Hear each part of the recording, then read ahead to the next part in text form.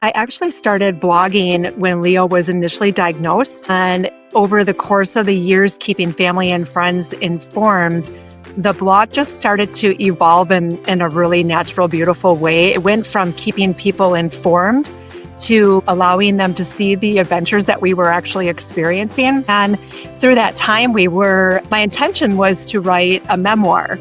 And as I started to write the memoir, I saw that these stories are just so beautiful that visually it would be very encouraging and inspiring for young readers to be able to see.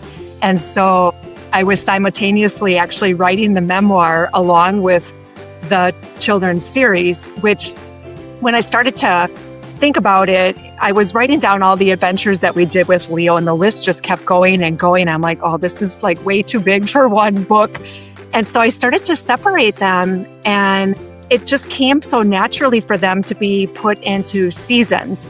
And they were surprisingly, the same amount in each kind of season were, possible. And so that was how the seasons evolved. And it just ended up being a really beautiful way to not only let adults come into this world, into this beautiful story, but then also let young readers visually see Leo experiencing all these amazing adventures. I love that, what is it? Joni Eareckson Tada is someone who speaks a lot about walking in a hard space and still trusting God in a hard space. And I know that this particular series doesn't have a very strong faith lean to it, but you do put a lot of joy and family into it that is very welcoming and encourages readers, whether adults reading this to their child or children reading it, to explore a little bit more what it means to be in a situation different from other people. Mm-hmm. Now, sorry, go ahead.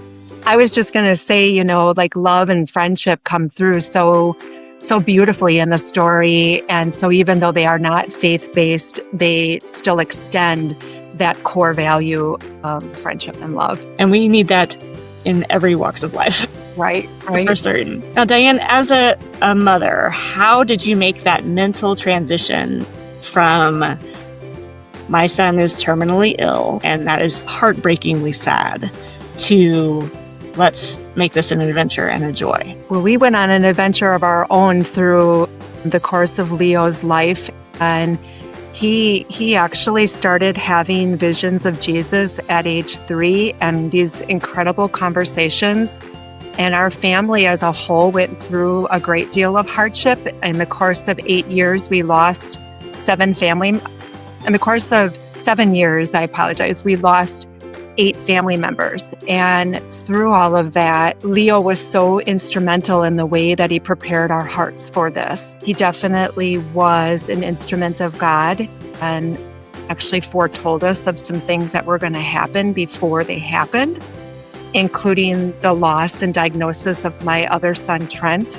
And so I just feel like mentally we were walking this journey that opened our eyes in the most beautiful way. And along that time, it just became very obvious to me that it was a story of hope in all of that heartache, and that it wasn't honestly just meant for us. It was meant to encourage and inspire others and let families, of not only just special needs, but any family see that we have so much more to offer and so much more that we're capable of than we sometimes put these limits on ourselves. And through Leo's journey, we saw that life can really be limitless, and just the way he wanted to be included and the way that we thought outside of the box to make things happen just continued to drive me to want to share.